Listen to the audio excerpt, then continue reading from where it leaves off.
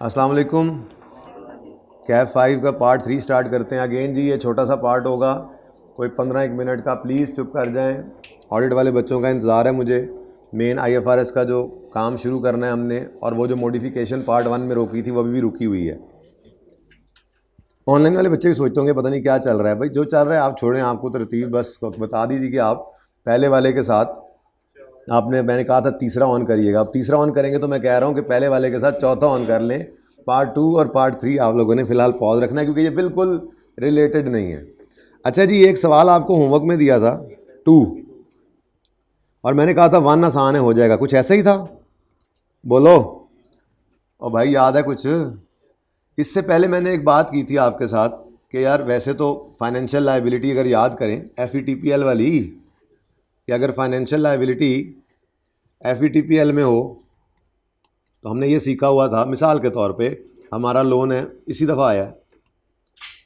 मैंने एग्जांपल 100 से 90 किया था, मुझे जहाँ तक याद पड़ता है, क्लोजिंग 90। उम्मीद है यही एग्जांपल आपको मिल जाएगी। तो मैंने कहा था जी सादा रखें बात को, अभी कोई वो हमारी वजह से और किसी की वजह से और वो ना करें, सिंपल रखें, ज़रा रिवाइज़ कर लें। फाइनेंशियल लायबिलिटी में ये प्रॉफिट एंड लॉस में हम कहते थे लायबिलिटी कम हो गई है, खुशी की बात है, तो P&L में क्रेडिट करते थे खुशी, और ये फाइनेंशियल लायबिलिटी डेबिट हो जाती थी। फिर इसकी एंट्रीज कौन कौन सी होती थी? सबसे पहले तो आने की एंट्री होती थी cash debit, financial liability credit. उसके बाद हम कहते थे जी इंटरेस्ट। चलो ये गेन बुक कर लो या लॉस जो भी आता है वो बुक कर लें पहले। तो फाइनेंशियल लायबिलिटी डेबिट और P&L क्रेडिट। वो OCI वाला मैंने डाला नहीं इसमें, अगले सवाल के अंदर आ रहा है, वो भी रिवाइज हो जाएगा। लेकिन फिलहाल ज़रा पुरानी बात तो याद करें ना, फाइनेंशियल लायबिलिटी में करते क्या थे, ठीक है? जो गेन लॉस होता था उसे रिकॉर्ड कर रहे थे, यानी लायबिलिटी के अंदर। फिर FETPL में ये फाइनेंशियल लायबिलिटी हमने रखी होती थी FETPL में, तभी तो हम ये गेन लॉस निकालते थे कि लायबिलिटी की वैल्यू में कमी आ गई, ज़्यादती हो गई, ठीक है ना? कुछ याद आ रहा है थोड़ा तो। फिर हम कहते थे जी जो इंटरेस्ट है उसको हमेशा कूपन रेट के ऊपर, FETPL में सारे ही डिविडेंड आता था उसको भी बारों बार, ठीक है ना? ऐसे इंटरेस्ट किस पे रखना है जी? कूपन रेट पे। इंटरेस्ट एक्सपेंस डेबिट और कैश क्रेडिट। फाइनेंशियल लायबिलिटी नहीं, कैश क्रेडिट कर देते थे बारों बार। करना हम मजबूरन इधर है, ये जो अब करने लगा हूँ मैं इस सवाल में, इस बता के भेजा था, लेकिन वैसे हम ये किया करते थे जब हमने पढ़ा था इसको। Interest expense debit, cash credit. Rafi को याद नहीं आ रहा, रफ़ी परेशान हो रहा है यार, ये तो भूल गया। भाई कोई नहीं भूला, इधर टॉपिक इस तरह का है ना कि सिर्फ वहीं पे आया था और फिर उसके बाद ना पहले था ना बाद में था, तो थोड़ा लग रहा है भूला भूला सा। जब करोगे तो इंशाल्लाह तरतीब से वो याद आ जाएगा। बस याद रखने वाली बात यह है कि फेस वैल्यू पर लेट्स से कूपन रेट कितने परसेंट? 12% याद है मुझे जी, इंटू 12% कितना बनता है? ये एंट्री किया करते थे। ये वो एग्जांपल है जो मैंने आपकी क्लास में बनाई थी, और ये बनाने के बाद मैंने कहा था हम तो ऐसे करते हैं, ठीक है? लेकिन ICAP ने क्या किया? ICAP ने इंटरेस्ट पे नहीं हुआ था, पेएबल था। सवाल के अंदर उसने interest expense debit, interest payable credit करने की बजाय interest expense debit financial liability ही क्रेडिट कर दी थी इस सवाल के अंदर, ठीक है? तो भी मैंने कहा था आपको कि ये सवाल कर लीजिएगा, और वो सवाल था खैर से ये जो रिसेंट वाला है, दूर हो जाओ हमारी नज़रों से तुम, रिसेंट वाला क्वेश्चन 1 इसका पार्ट 2 था, ठीक है जी? तो पहले इसका डाटा लिख लेते हैं, उसके बाद फिर रह कुछ नहीं जाना। सवाल में से डाटा मैं निकाल लेता हूँ, पता नहीं कब आएंगे। दानिश को भेजा था पता करने, मुझे लगता है वो भी बिरयानी पे बैठ गया होता।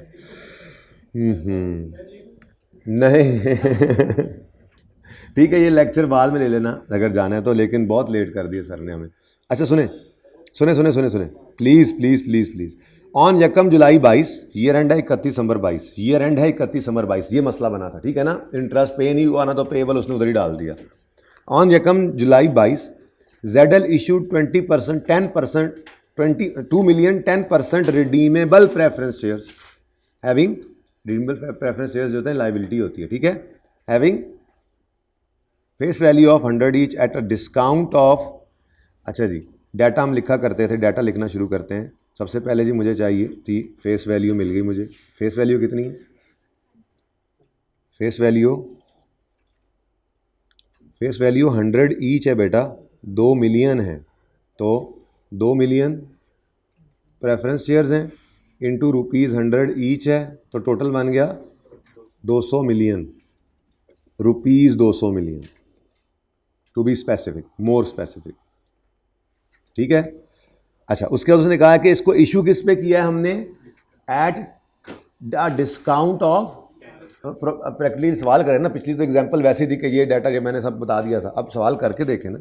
तो इशू प्राइस, इशूड लाइबिलिटी है, इशू प्राइस, अब इशू कितने डिबेंचर्स किए हैं जी, 2 मिलियन, और हर एक डिबेंचर 10 रुपये के डिस्काउंट पे है तो 90 हो गया, ठीक है। कितना बेटा, आप ऑडिट की क्लास से आ रहे हैं? नहीं, ऑडिट वाले हाले कोई नहीं आए। 180 मिलियन। अच्छा जी, आगे पढ़ते हैं। The transaction cost associated with the issuance of shares was 3 million. Transaction cost कितनी है? अच्छा, वैसे इतना को याद है थोड़ा बहुत कि FVTPL जितने भी होते थे उनमें ट्रांजैक्शन कॉस्ट को एक्सपेंस आउट करते थे। चलो शुक्र है इतना भी याद है। अच्छा, उसके बाद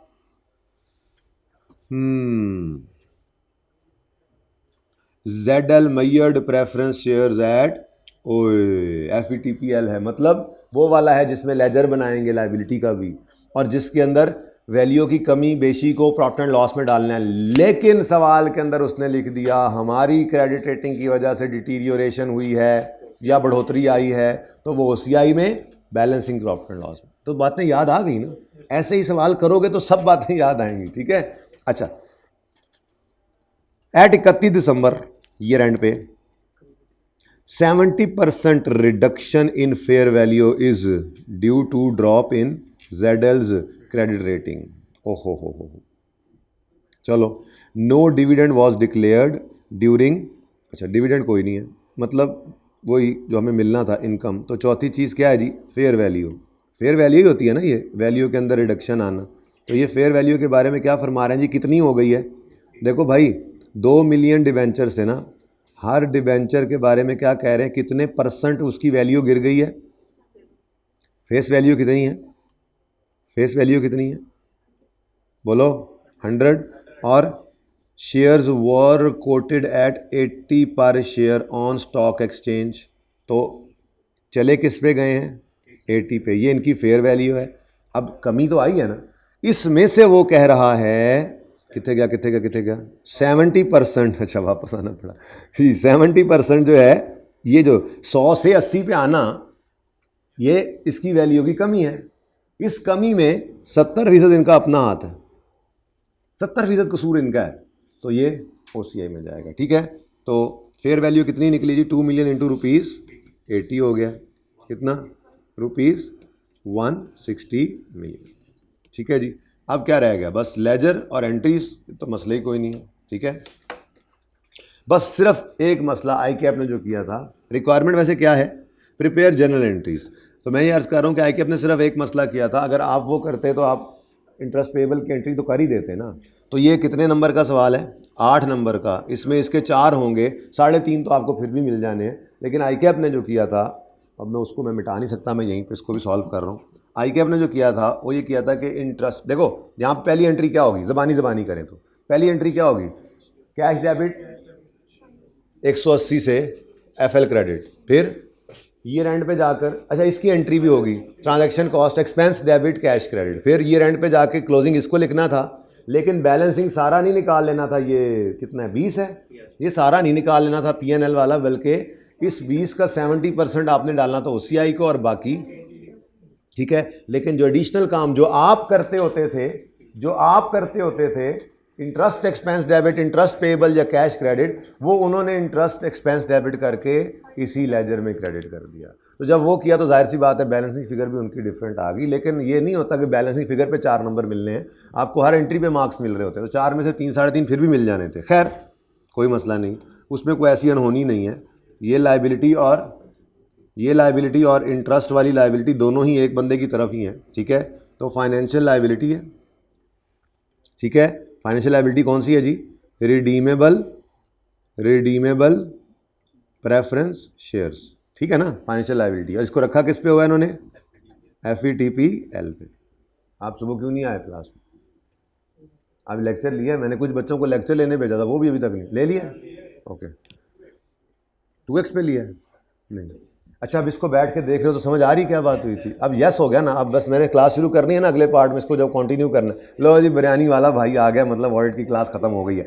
सुनो सुनो, बस खत्म करें, नॉर्मल क्लास शुरू करनी है यार, बड़ी देर से मैं इंतजार कर रहा हूँ। प्लीज चुप यार। 1 जुलाई 2022 पे एंट्री बोलो। कैश, पहले एंट्री ना बोलो, पहले वैसे लिख लो। कितना? 180। 180 आ गया भाई। प्लीज़ बेटा चुप करके, प्लीज़ ख़त्म करने दें, मुझे आने वालों को आने दें। अच्छा, उसके बाद जी नेक्स्ट है ट्रांजैक्शन कॉस्ट। उसकी एंट्री कभी भी लेजर में नहीं होती थी, ठीक है। उसके बाद ईयर एंड के ऊपर 30 जून 2023 होगा, नहीं सॉरी 31 दिसंबर ईयर एंड है। 31 दिसंबर है ना ईयर एंड। और बोलो फेयर वैल्यू अभी अभी कितनी निकाली है हमने? 160। अब इसने एक बदतमीजी क्या की, interest expense debit interest payable. देखो इंटरेस्ट पेएबल 6 महीने का हो गया है। 6 महीने ये लायबिलिटी, पेमेंट तो इसकी जाके साल बाद होती है। 6 महीने की ये लायबिलिटी मतलब एक्सपेंस की तो बन गई है ना, इंटरेस्ट की। ये इंटरेस्ट एक्सपेंस डेबिट करके इन्होंने इंटरेस्ट पेएबल अलग क्रेडिट करने के बजाय यहाँ पे फेंक दिया। तो कोई बात नहीं, हम कर लेते हैं इस तरह से। बाकी मैं बार बार कह रहा हूँ, अगर आप ऐसा ना भी करते तो 4 में से 3.5 फिर भी मिल जाने थे, ओके। क्योंकि उसने एंट्रीज मांगी हैं तो आपने एंट्री इसकी कर तो आनी थी ना। बस फर्क यह है कि यहाँ पे ये फिगर पड़ रही है, ठीक है। तो फिर बैलेंसिंग फिगर थोड़ी सी डिफरेंट है, लेकिन इस बैलेंसिंग के नंबर नहीं होते, बैलेंसिंग करके एंट्री करने के नंबर होते हैं। ये पेएबल की एंट्री भी आपने की हुई है तो उसके भी मार्क्स वैसे तो पूरे दे देने चाहिए, लेकिन मेरे ख्याल में अगर काटता भी तो ये 0.5 काट लेता कि यार इधर क्यों नहीं फेंका। हालांकि एंट्रीज मांगी है आपने भी करनी थी, ठीक है। तो इंटरेस्ट एक्सपेंस जी 180, नहीं सॉरी, फेस वैल्यू के ऊपर हमेशा इंटरेस्ट रेट किस पे लगता है, और इंटरेस्ट रेट कितना है? 10% है। देख लूँ अब सही है, 10% रिडीमेबल जी, 10%। और 6/12 लाजमी कर दो जी, कितना? 10 आ गया।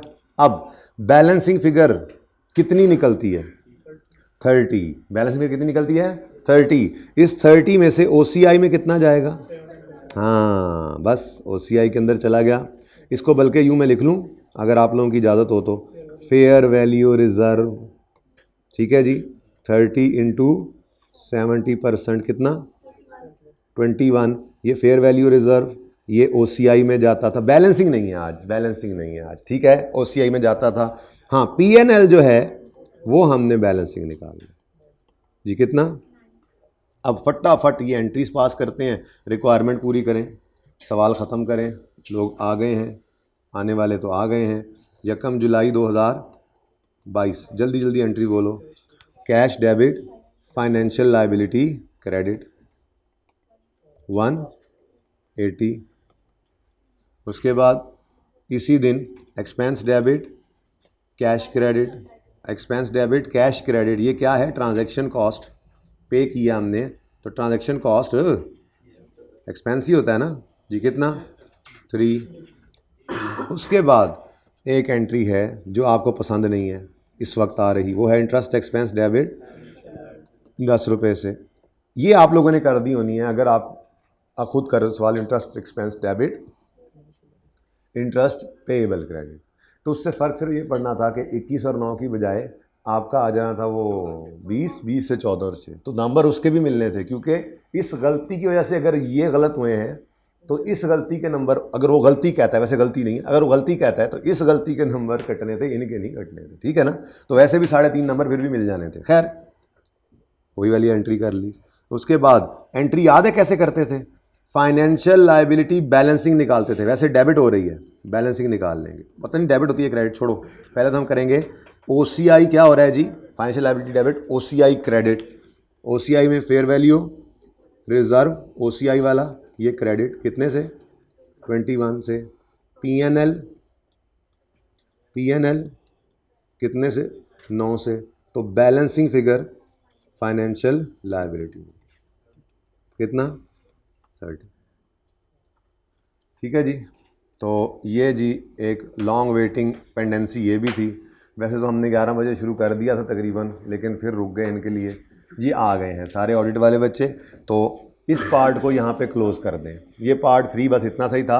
पार्ट 4 में मैं आपके पार्ट 1 से कंटिन्यू कर रहा हूँ। ये बीच वाला टाइम ये बच्चे ऑलरेडी क्लास लेने गए थे, तो जो काम हमने वैसे छोटे छोटे करने होते हैं ना एंड पे, वो बीच में हमने कर लिए जो रिलेटेड नहीं थे। रेवेन्यू के स्टैंडर्ड को तरतीब से सुनना है, तो इसीलिए मैंने दूसरे पार्ट के स्टार्ट में कहा था ऑनलाइन वाले बच्चों को कि पहले के बाद तीसरा सुन लेना, लेकिन फिर तीसरे के स्टार्ट में कह दिया कि पहले के बाद चौथा सुन लेना, यानी ये दूसरा और तीसरा बीच में एक्स्ट्रा थे। ठीक है जी, पार्ट 4 क्लोज कर दें, पार्ट 5 शुरू करते हैं। मतलब मैंने शायद पार्ट्स गलत बोले हैं। पार्ट 1 में मैंने बोला था कि पार्ट 3 सुनिएगा, लेकिन 2 और 3 दोनों ही एक्स्ट्रा हो गए, तो पार्ट 4 अब शुरू करना है, पार्ट 3 ख़त्म हो गया।